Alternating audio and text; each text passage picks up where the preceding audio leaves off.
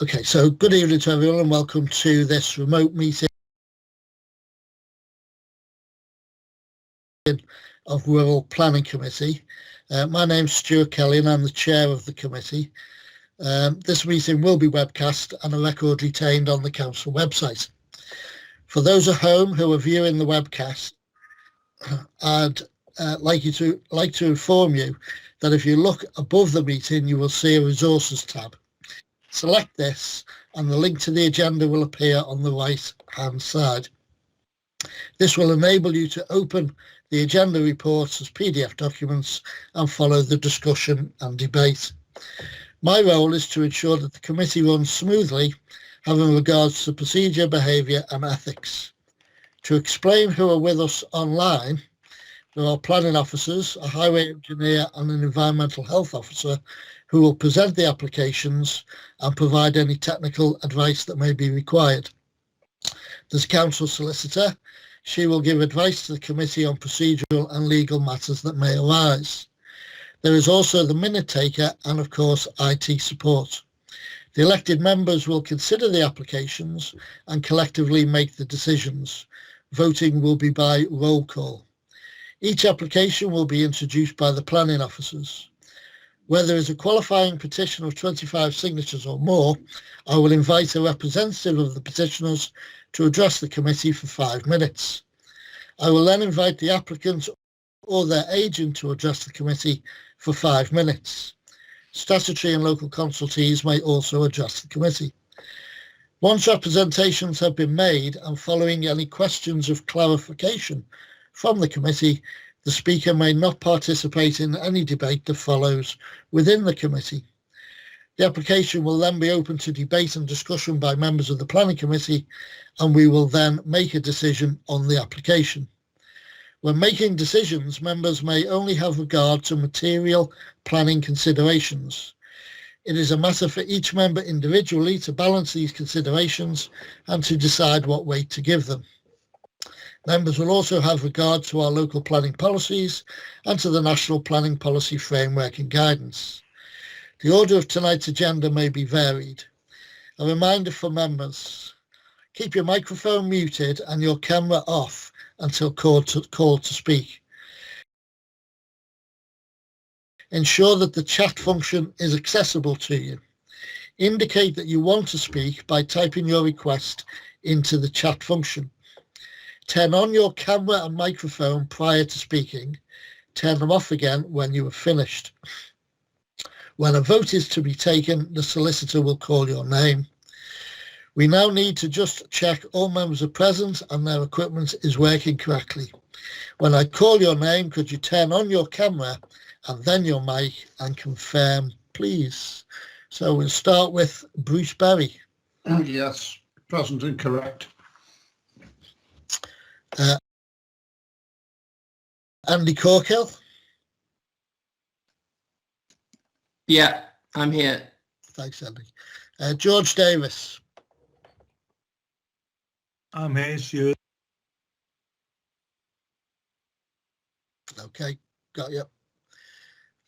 Steve Foulkes.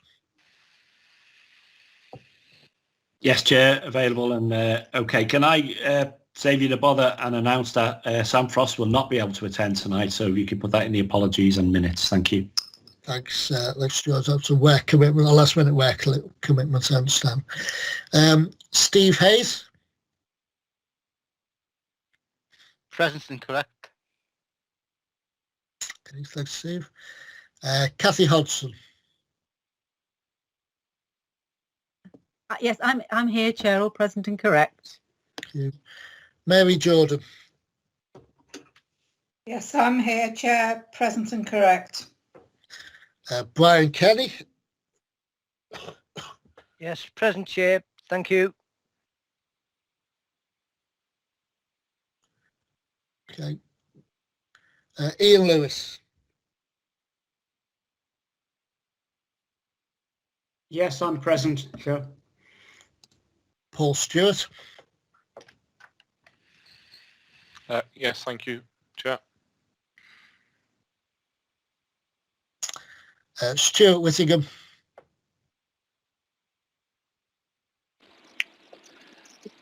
present correct. And Irene Williams. Yes, I'm here. Okay. Brian, you can turn your camera off if you want.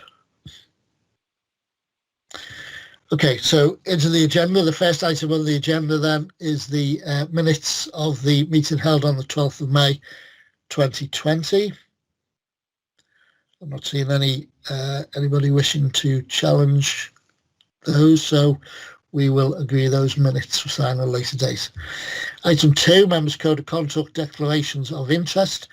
Members of the committee are asked whether they have any personal or prejudicial interests in connection with any application on the agenda, and if so, to declare them and to state the nature of the interest.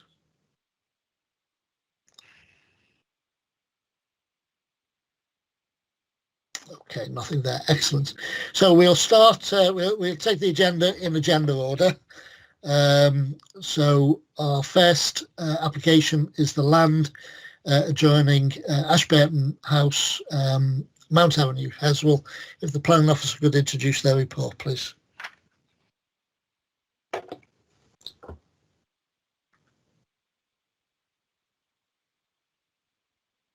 Over to you, Matthew. Can I just check you can see that the plan? Yeah, we can see the plan on screen and members have a copy. Okay. Yeah. Okay, so planning permission is sought for the erection of a new dwelling located to the rear of Ashbourne House in Heswall. The property would be accessed from the mount and would read as part of that street scene. So on the plan in front of you, the existing property, Ashbourne House, is the area edged blue, and the application site is the area edged red. The application follows a recent approval of planning permission for essentially the same development that was approved by Planning Committee in June 2016. That permission has subsequently lapsed, and this new application seeks to reinstate that consent with some amendments. This application seeks to position a dwelling in the same location as the recent approval. Whilst that dwelling was split level with bedrooms located to the ground floor and the living room, dining room and kitchen located on the first floor, this new application seeks permission for accommodation across one level, with the exception of a garage which would be located below the main house. So the plans that you can see on the screen now are the elevations. The top one is the elevation that faces a property called Sandstone. This elevation here is the elevation that faces Carlton House. This is the rear elevation that will face Ashbourne, and this is the front elevation that will face onto Mount Road. The Mount. So in terms of separation distances, these are comfortably achieved with more than 30 metres separating the proposed dwelling to the rear, and a similar distance achieved from the front elevation of the proposal to the mount opposite, which is this property here. Sandstones, that's this property here, is a residential property to the west of the site, and that sits elevated above the application site. Carlton House to the east would sit lower and forward of the proposed dwelling. The outbuildings to this property at the rear of the site are used as a children's nursery for up to 25 children. A 1.8 metres high boundary fence is proposed as part of these proposals along the boundary with the application site and the neighbouring Carlton House. So that's the dotted line that runs along this boundary here. Parking is provided off-street, and private rear amenity space is proposed with the new dwelling, whilst also maintaining a rear garden area for the host dwelling at Ashbourne House.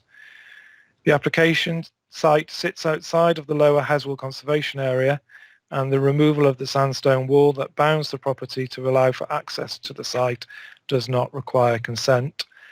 The design of the dwelling in terms of its appearance and scale closely replicates that which was approved in 2016. The site is located within the primarily residential area. Although the recent approval has lapsed, it is nevertheless a material consideration that weighs in favour of supporting this current proposal, and the application is therefore recommended for approval. There is a qualifying petition of objection in association with this application. Okay, so our petitioner is Mr. Hodson. So, Mr. Hodson, if you could turn on your camera.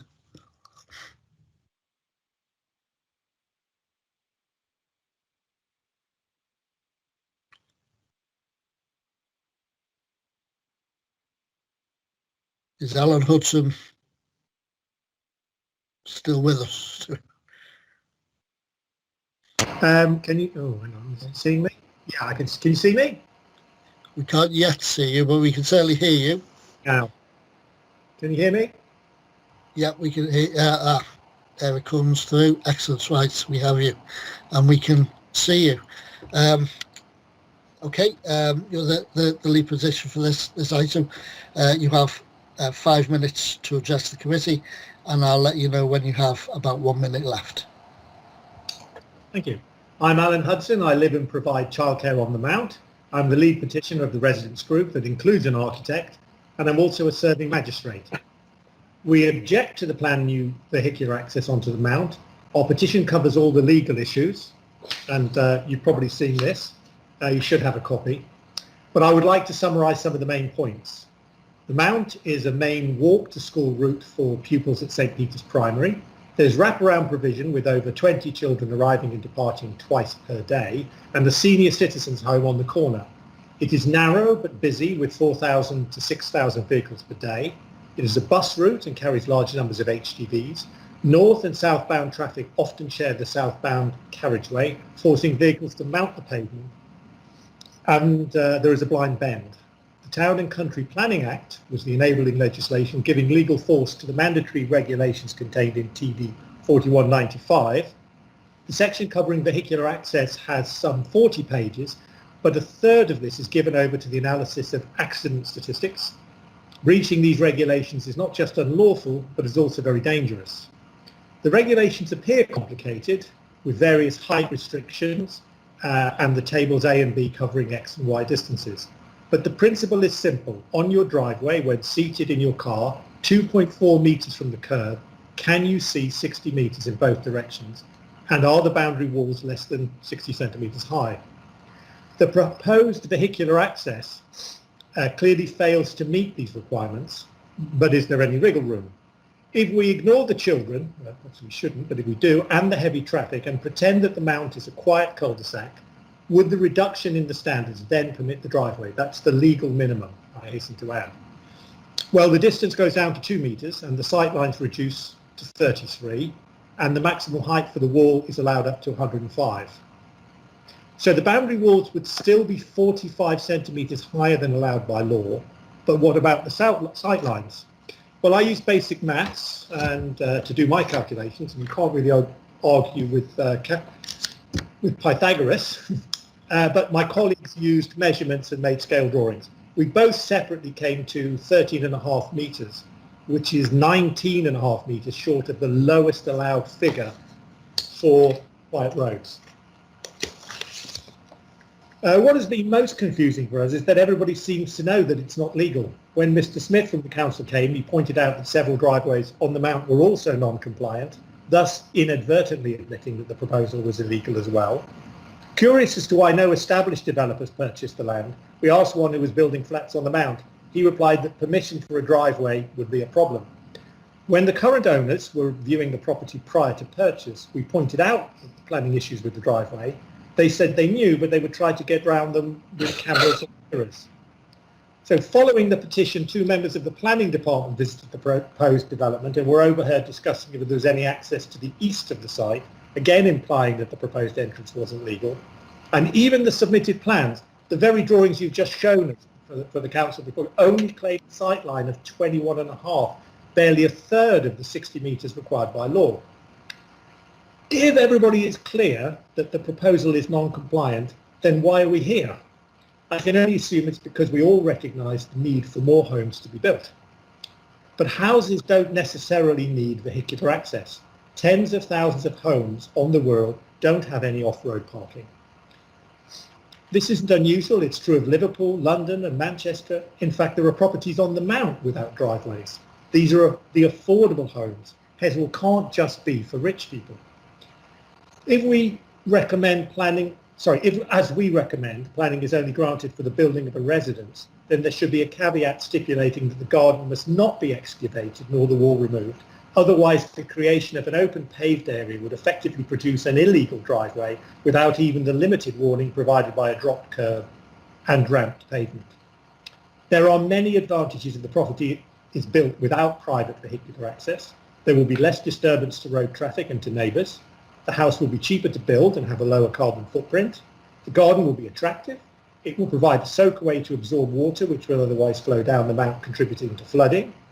The house will be cheaper and more affordable, but most importantly, human lives, particularly of our children and old people, will not be put at risk by a breach of the very mandatory regulations that were designed to protect and keep them safe. So thank you for your time. I don't know if you have any questions.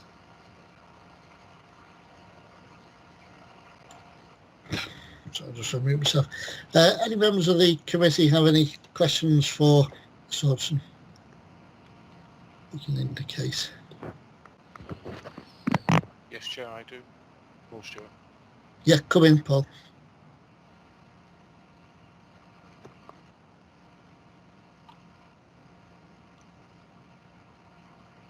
Can I just ask, when this was last before planning, did you and the people who signed the petition also object to it then?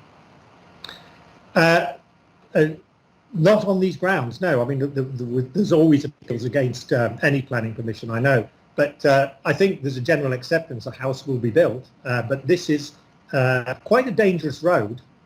As I say, you know, the council came down to see it in a coach, and even that mounted the pavement, which it's really not supposed to do. Children are walking down the road all the time, and I think that's what motivated the response. And just looking up all the required documents, you know, the various legislation. So it's a new appeal, but just on the basis of access from a driveway. Okay, Chair, could I just ask, with it might be a question for Matthew with regards to, is it a material plan and consideration? Well, shall we ask Matthew, save our questions for Matthew when we've heard from Okay. the objector of the applicant will obviously want to speak next. Any other members with any questions for Mr. Hodson?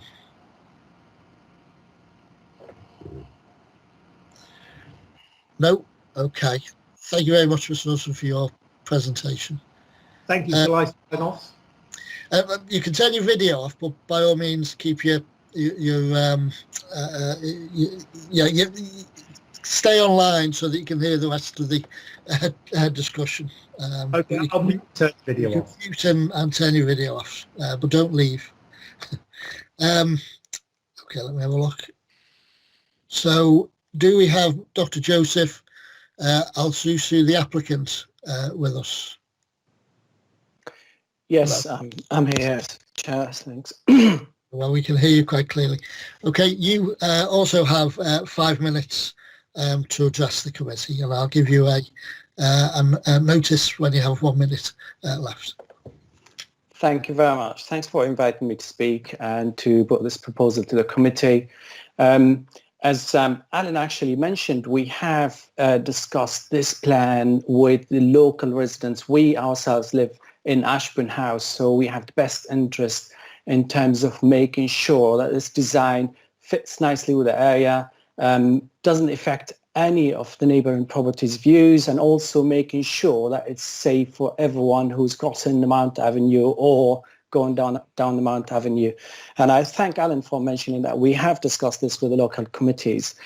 The original plan that was approved and expired in 2019 actually had a notice to the building regulation to start, and it could have started before the expiration of the plans. But we bought the land with the interest to make sure that the original plan, which was very intrusive, included digging 6 meters down the bedrock and disturbing the local area massively, including us. So we want to make sure that this new design fit nicely within the local area. It causes minimal disturbance to the neighbours, and also it does not require digging to the rocks apart from the garage, which is about 3 meters by 3 meters. That's one side of it. The other side is in terms of exposure to Mount Avenue. This was approved before, and it's exactly the same access that was approved by the highway engineers, and it shows clearly that the display distance that Mr. Hodson's mentioned is within the legal limits for 30 minutes per hour road.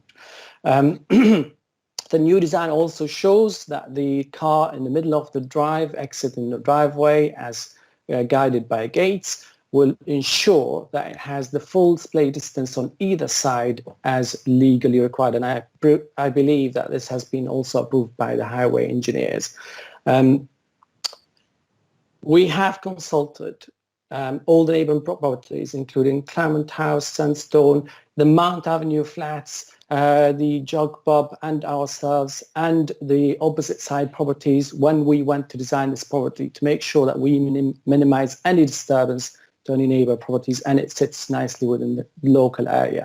So no digging to fit in the house within the local area. It all one-level bungalow fits nicely to fit to be a home for a family. It also has a drive, so the cars do not fit or sit on the road, causing even more congestion on the Mount Avenue, as Mr. Hodson has said. The fact is that the cars will be off the road, will aid easing the congestion of the road. The other thing I would like to mention is the neighbours are, apart from Mr. Hodson, have been supportive, including Sandstone, who's the next door neighbour to this property, and Claremont House, who was also the next house to this property. And they're all being involved in the design stages of this property to make sure we cause minimal disturbance to their view, to their living area, and to the local areas, and to the children who are coming to their preschool or after school. So overall, we have really taken careful consideration of all what other people said. That's why we're changing the plans from an intrusive, big, 2-storey, 3-bedroom house that will sit in the bedrock, cause massive disturbance to the local area, to a small 1-level bungalow that will sit low to all other properties and cause minimal disturbance to anybody else. So that's why we're putting this proposal forward to yourselves for approval. I'm unmuted. Dr. Al-Zuzu, thank you for that. Do any members have any questions they wish to put to Dr. Al-Zuzu? Nothing appearing in the chat. Nobody coming. Doctor, thank you very much for your presentation. Thanks. Oh, as always, somebody has a question. Steve, come on in. Yeah, it's just a brief. Councillor Steve Hayes. It's just a brief question, actually. I'm looking on Google Maps at the actual picture of where the drive is going to be, and I can see the wall sort of in a damaged state in this particular picture. Is the actual access going to be literally the full boundary width of the actual land?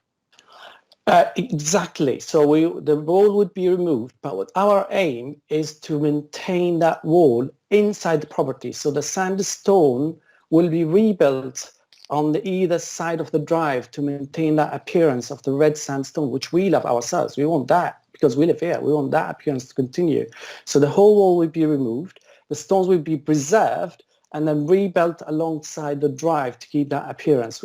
And as Alan also mentioned, the new house will have the drive, but it will also have a rockery garden in the front next to the garage to give that local appearance where the house actually sits within the surrounding. It will melt into the bedrock, and trees around it.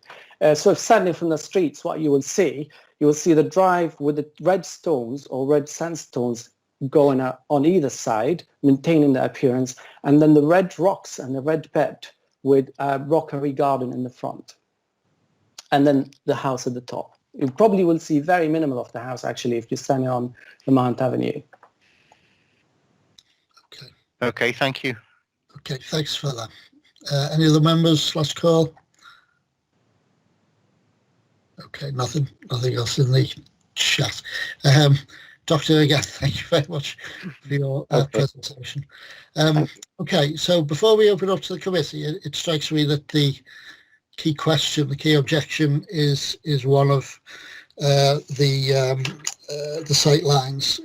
Do we have our highway engineer to be able to comment on the sight lines for us? Carl, are you about?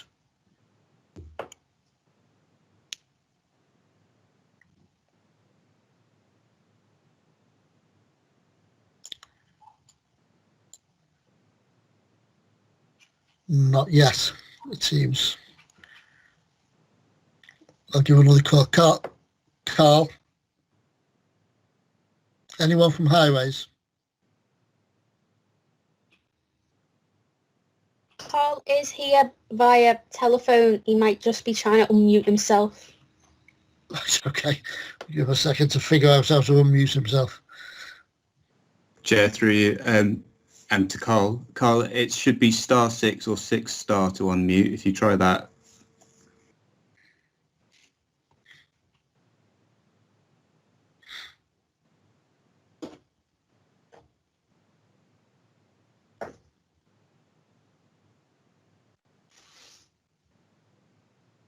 Good evening. Can you hear me, Chair? I can hear you now, yes. Can you hear me? I can. Apologies. I'm still having difficulties with connecting to Microsoft Teams this evening, so I've had to call via my mobile. Okay, that's fine. Were you able to hear Mr. Hudson's presentation and Dr. Suzu? Yes, I did. Yes, so I'll respond as follows through you, Chair. The applicant has demonstrated that adequate visibility displays can be achieved and that they accord with the visibility requirements set out in the guidance. The development has a turning area internally, allowing vehicles to exit from the development onto the mount in a forward gear. There are other vehicular accesses which currently exist along the mount in the vicinity of this site, some of which have no turning areas and have to reverse out onto the highway. The proposal includes a wider access, which is considered to be an improved arrangement from what was approved in 2016. There are a number of vehicles that park along the west side of the mount, opposite the site. The presence of these parked vehicles means traffic travelling along the road move cautiously on the approaches either side of the proposed access. Our road safety records, which are provided to the council by the police, show that over the last 5 years, there have been no injury-related collisions within the vicinity of the site. Therefore, the existing accident record does not represent a material concern. The combination of geometry and width provided in this case would ensure an access of acceptable design and safety. It is therefore concluded that the proposed vehicular access would not be harmful to highway safety. Thank you. Okay, what I'm going to do is just going to be able to Paul Stuart, who began to ask a question on material considerations, I think of Matthew, and then I'll bring you in, Kathy, if that's okay. Okay, thank you, Chair. I think it's been answered, to be honest with you, but it was just whether it is a material consideration, and if it is, then is it compliant with legislation? But I think those questions have been answered. Thanks for that, Paul. Kathy? Kathy Hodson. Can you see me, Chair? Yeah. Yeah. Can you hear me? I can hear you, yes. I can see you now. Obviously, as the ward councillor, I'm very familiar with the area. I think this application is far better than the previous one that was approved in 2016. And I very much welcome the retention. I think everybody else will, of the sandstone walling into the turning area and the the parking area. I think it will probably look better than it does now. And the landscaping that Dr. Asusu has referred to next to the garage, I think will make a positive visual impact to the street scene. That's all, Chair. Okay, thanks for that, Kathy. Stuart Whittingham. Okay, thanks, Chair. I think I can give a little bit further insight because in a previous role, I quite regularly drove large vehicles through Heswall Lower Village, and obviously up and down the mountain both directions. I've never had to mount my care once. To be honest, that's one of the least congested or least difficult sections of the route in and out of Lower Village. I think if it was further up the mount on that corner where was it the D Hotel? If it was anywhere near there, I think there may well be some issues. But on that section, I can't see any highways issues as someone experienced with driving large vehicles along that route. Thanks, Stuart. Steve Foulkes, you're next. Thank you, Chair. I've read the report and I've been up to the site. I've done a little tour of Heswall, looking at all of the sites. Clearly, there's a lapsed permission. From everything I've heard tonight, this application is an improvement on the last permission that was granted, which is a material consideration. And I would direct members to the paragraph of 3.9 from the highways. It says the objections around the proposal relate to the new access. It says this is actually an improvement on the one that was approved previously. So I think that is materially safer. And we have to take into consideration, actually, this is a residential property. So the traffic movements associated with the comings and goings of a single residential property clearly are not that of what another use. It's a residential permission within a residential area. I understand the fears of people involved with the nursery and what have you, but I genuinely believe that this will not make any negative contribution to the area. So I was quite impressed with the application, if you can be impressed with such things. And my view would be that I would be happy to move support unless other members wish to come in. I notice on the chat people have it, but I've heard nothing that to dissuade me from not being able to move that of approval. Thank you, Chair. Okay, I'll take that as a move for approval. I'll take Steve Hayes next, who has a question. Yeah, thank you. Yeah, it's just a quick question actually about the traffic down there. I've been up and down around many times, to be honest. I'm quite familiar with that stretch of road, and it tends to be a sort of a one-way system, really. People, traffic waits for the other side to have access and vice versa. And I've never really had any issues whatsoever going up and down the road and any unnecessary delays. And there are some. I noticed directly opposite there's some white lines like an eye going alongside parallel with the pavements, and I'm just wondering, would that be a similar sort of thing on the other side of the road? But apart from that, I'm quite happy with it, to be truthful. Okay, thanks for that. Was that question directed at Carl? Yes, it was just for information, really. Oh, okay. We'll answer that. Okay, so Steve House has moved approval. I think I'll second that. It seemed to me that the crux of the argument appeared to be around whether the sightlines and visibility were adequate. We've heard from our highway engineer who has advised us that they are, and we've also heard from members with some local knowledge. So I'll second that recommendation for approval. I'm just going to glance one more time at the chat function, see if any members have any final comments to make. If not, we'll move to a vote on that proposition. Moved by Steve Foulkes, seconded by myself. Okay, nothing further in the chat. So if members could prepare to vote, Voting will be for, against or abstaining on the motion. The solicitor will call your name. Please turn on your camera and mic and say who you are before voting. Members should only cast a vote if they have heard the planning officer's presentation and the debate in relation to this matter in full and have not had any technical difficulties during this item. In the event that you have had problems hearing the discussion, you should not vote and indicate that you are not voting when called. So I'll hand over to Cecilia to conduct the vote. Thank you, Chair. So if I can call on Councillor Berry. Thank you, Chair. Councillor Bruce Berry, Western Sogamasi. I'm voting for the proposal. Thank you. Councillor Corkhill. Andy Corkhill from Oxton. I'm voting for. Thank you. Councillor George Davis. Councillor George Davis, I am voting for the motion. Thank you. Councillor Steve Foulkes. Councillor Steve Foulkes, voting for the motion. Thank you. Councillor Steve Hayes. Councillor Steve Hayes voting for. Thank you. Councillor Hodson. Councillor Catherine Hodson voting for the application. Thank you. Councillor Mary Jordan.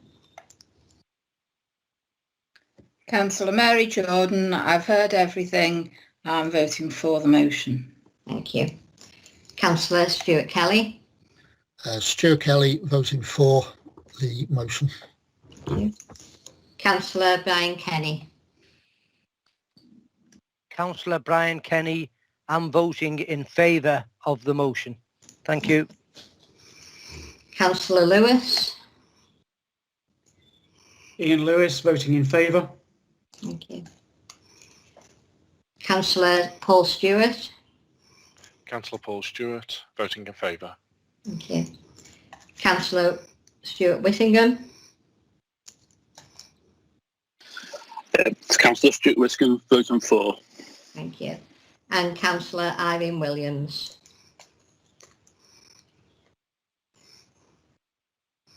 Councillor Irene Williams voting for the motion. Thank you. That's 13 votes for the motion, Chair. Thanks for that. That application has been approved. Okay, so we'll move on to our next item. This item is Strathtay, 49 Papers Lane, Heswall. Before the planning officer starts to introduce the report, I think I checked that I had Mr. Bucklebank, and I did. I understand I now have Amy Goodman. Amy, can you hear us? Yes, I can hear you. Excellent. Okay, so I'll bring you in at the appropriate time. For now, if we can invite Matthew to introduce the report.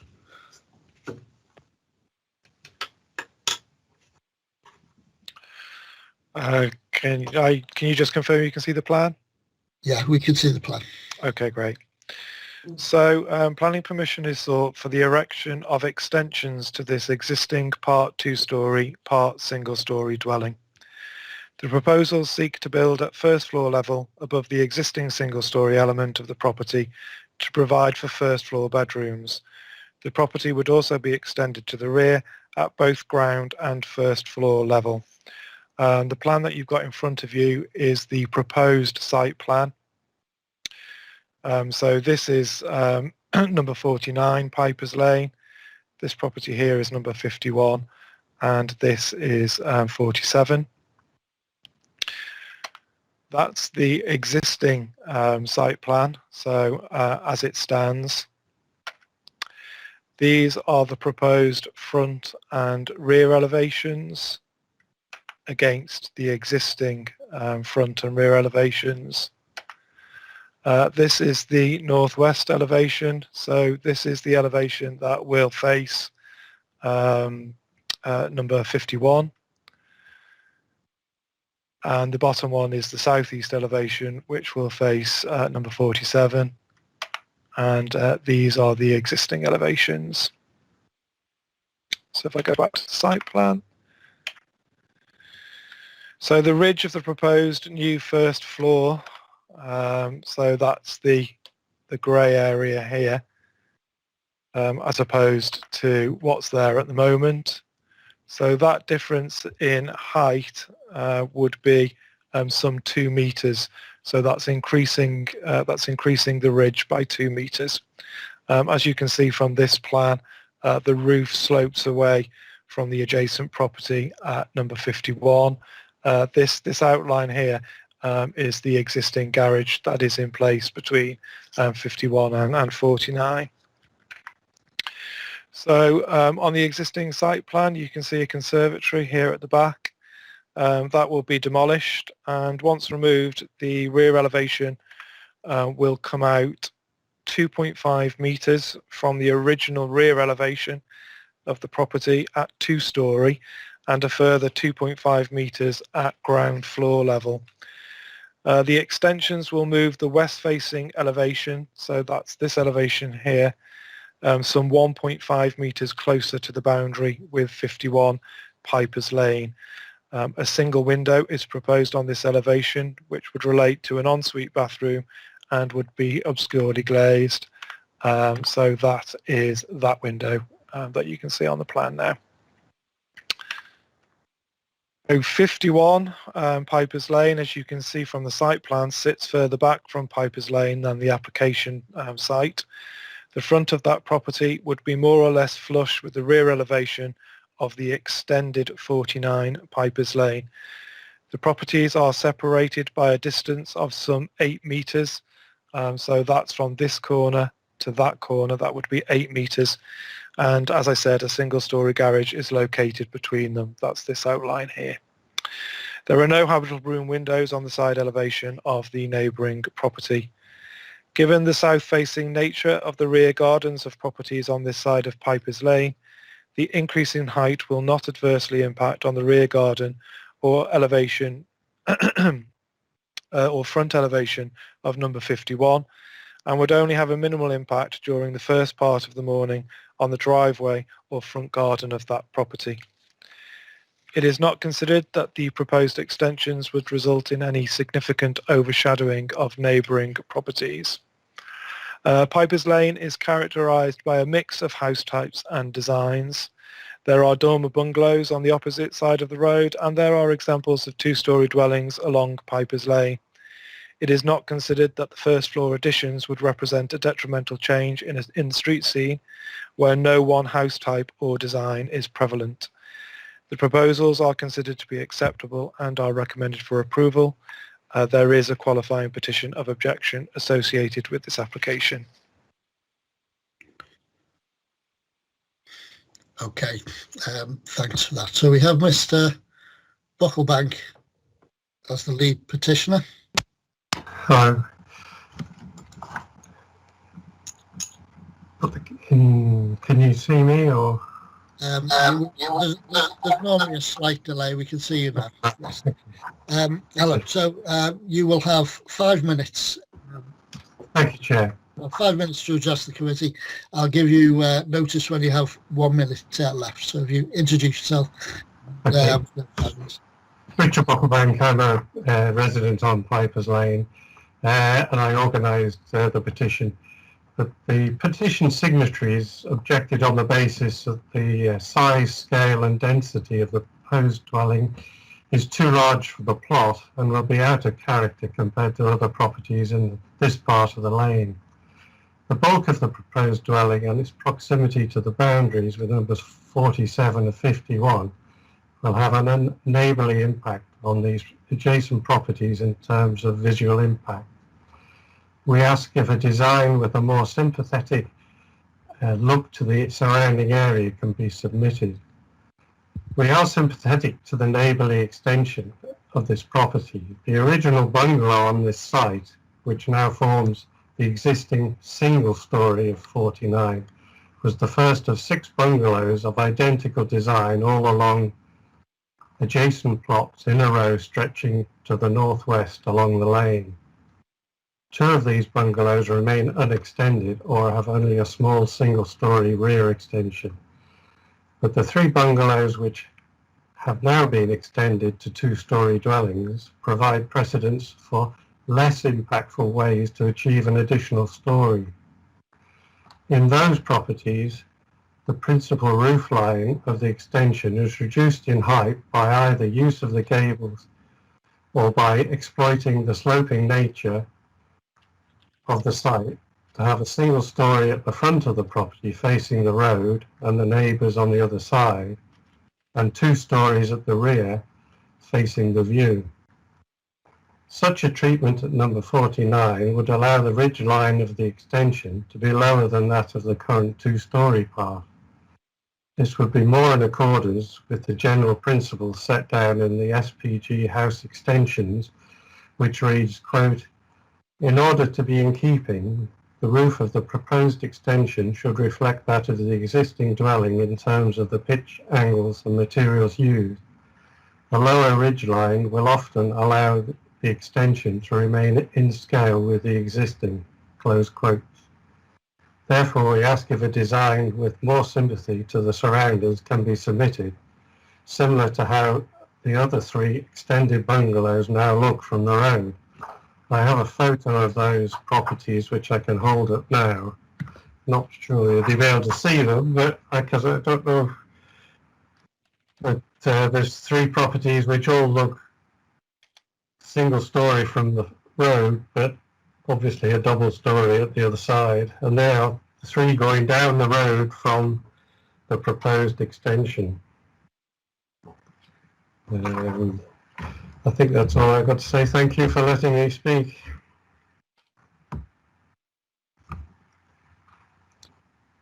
Well, thank you for that. I'm just going to ask the committee whether anybody has any questions they may wish to put to you at this point.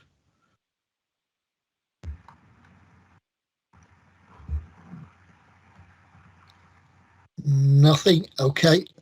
Mr. Walker, thank you for your presentation. So the applicant or the applicant's agent is also with us. Amy Goodman, is it? Hi. Hello. Hello. Hi, good evening. Hi. Hi. And you are the applicant or the applicant's agent? The applicant. The applicants. Okay. In common with the objector, then you have 5 minutes to address the committee, and I'll give you a nudge when you have 1 minute left to go.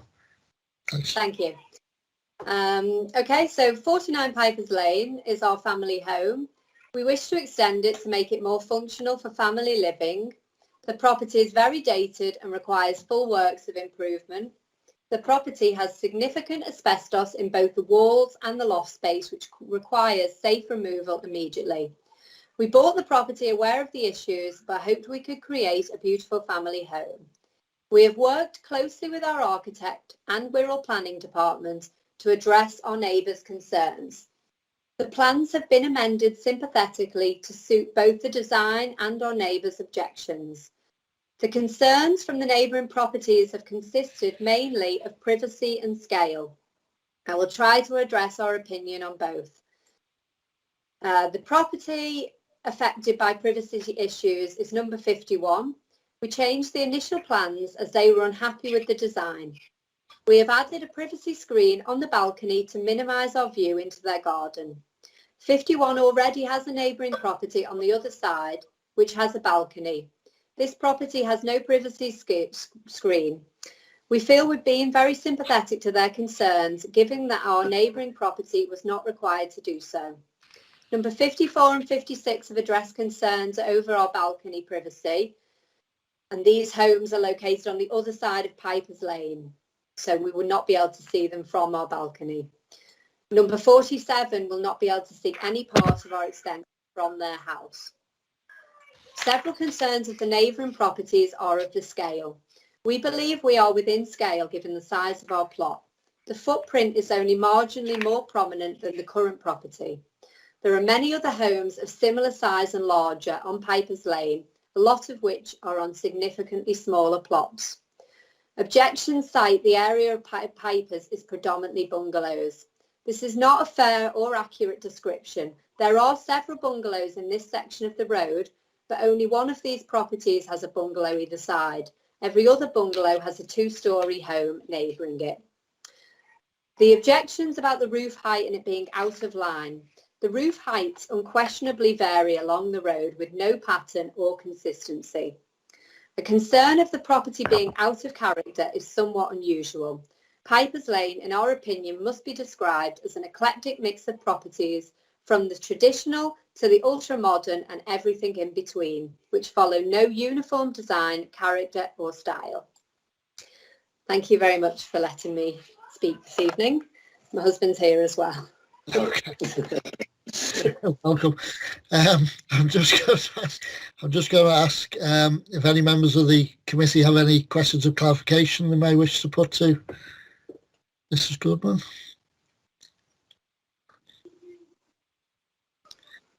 Right, you're off the hook. Okay. Thank you. Thank you for your presentation. And I'll open it up to members of the committee. Any contributions?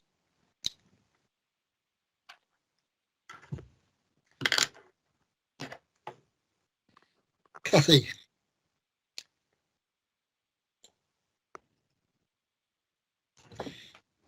Thanks, Chair. I just wanted to make a comment about a comment that the applicants made describing Pipers Lane as an eclectic mix of properties. And having lived in Pipers Lane for 20 odd years and my husband for 30, I have to say that over the 20 or 30 years, Pipers Lane has become a very eclectic mix of properties. I think it would be very difficult to describe any houses as being in keeping with the street scene because the street scene is so diverse. I don't have any problem with this application. Thank you, Chair. Thanks, Kelly. Any other contributions? It seems to me.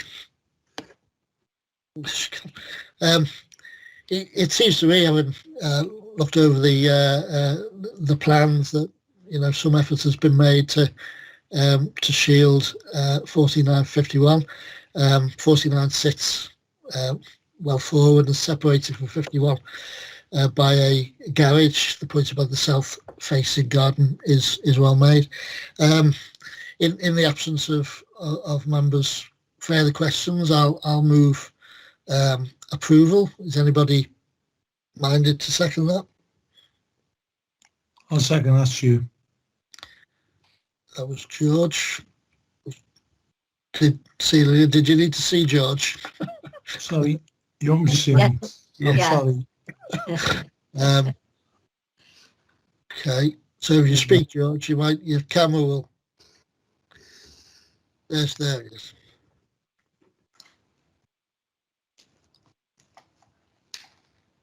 If you want to mute yourself, George. Okay. Try again, George. Are you happy with that? Okay. Yeah. Okay. So the proposal is for approval. That's been seconded. One last call for members. No. Okay. Okay, I'll hand over to the solicitor in a moment. Voting will be for, against or abstaining on the motion. The solicitor will call your name. Please turn on your camera and mic and say who you are before voting. Members should only cast a vote if they have heard the planning officer's presentation and the debate in relation to this matter in full and have not had any technical difficulties during this item. In the event that you have had problems hearing the discussion, you should not vote and indicate not voting when called. Thank you, Chair. If I call Councillor Bruce Bailey. Thank you. Councillor Bruce Berry voting for. Thank you. Councillor Andy Corkhill. Andy Corkhill voting for. Thank you. Councillor George Davis.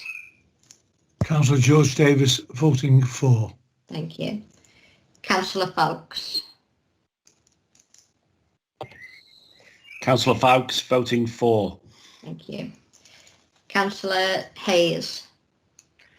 Councillor Steve Hayes voting for. Thank you. Councillor Hodson. Councillor Catherine Hodson voting for. Thank you. Councillor Jordan. Councillor Mary Jordan voting for. Thank you. Councillor Kelly. Stuart Kelly voting for. Thank you. Councillor Kenny. Councillor Brian Kenny voting for. Thank you. Councillor Lewis. Ian Lewis voting for. Thank you. Councillor Stuart. Councillor Paul Stewart voting for. Thank you. Councillor Whittingham.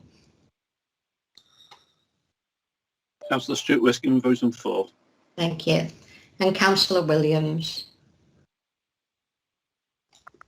Councillor Irene Williams voting for. Thank you. That's 13 votes for the motion, Chair. Thank you. Thank you for that. That application has been approved. Thanks to everyone for their contribution. Moving now then to our final application. This is 1 to 5 the Mount Heswall. If I can ask Matthew to introduce the report.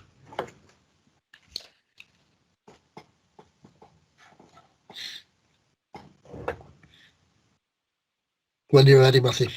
Yep. Okay, I can see that. Okay.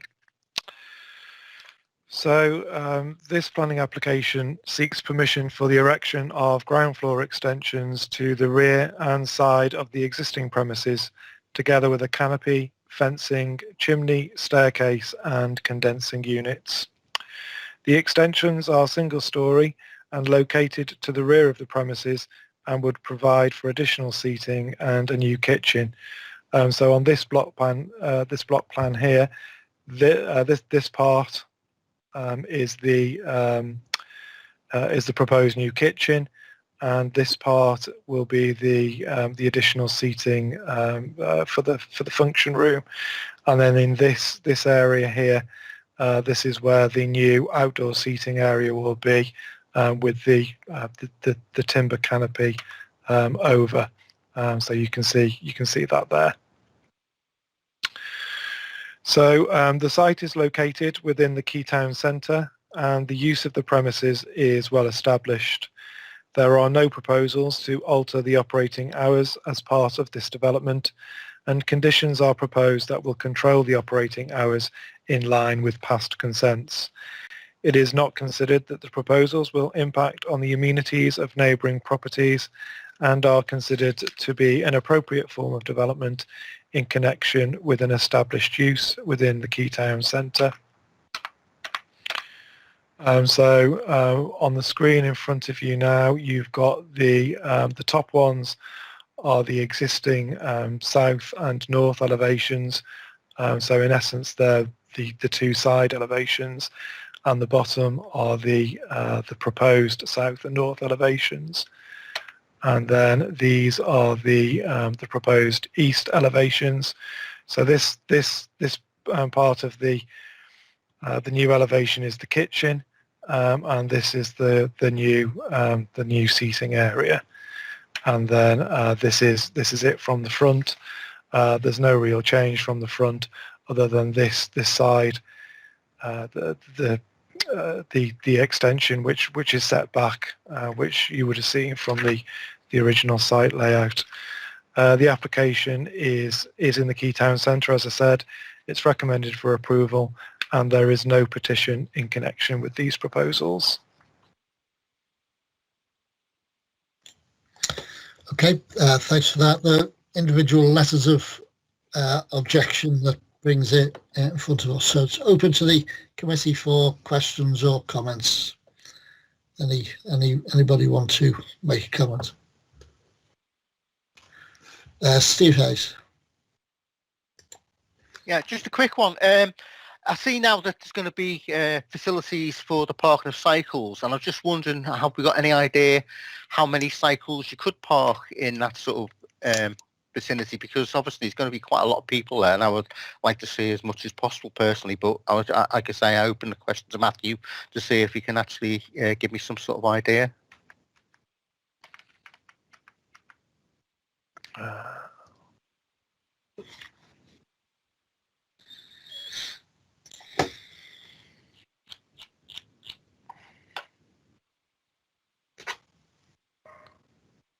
Just bear with me.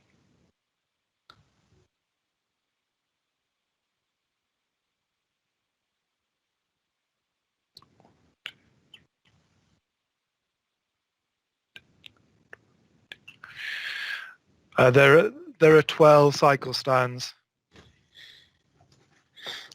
Okay, thank you, Matthew. Thanks. Kathy Hodson.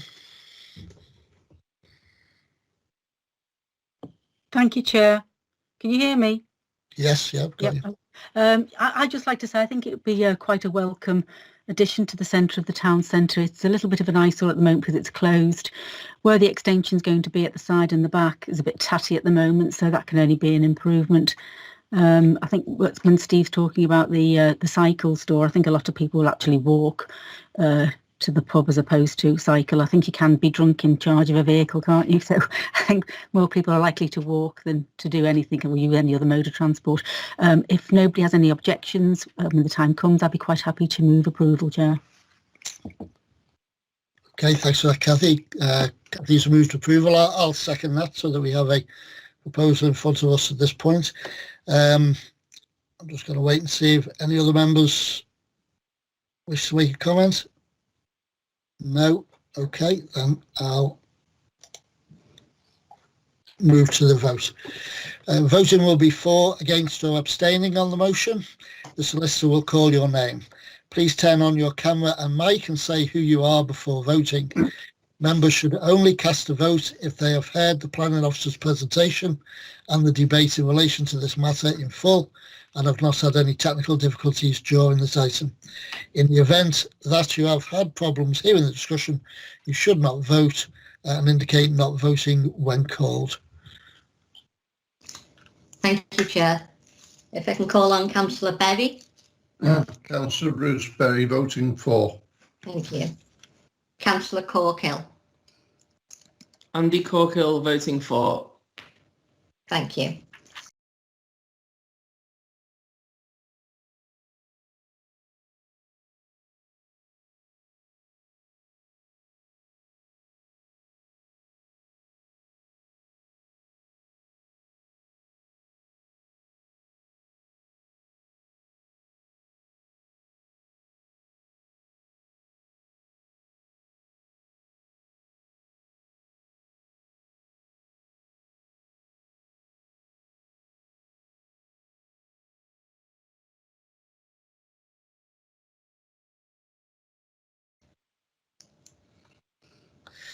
Stuart.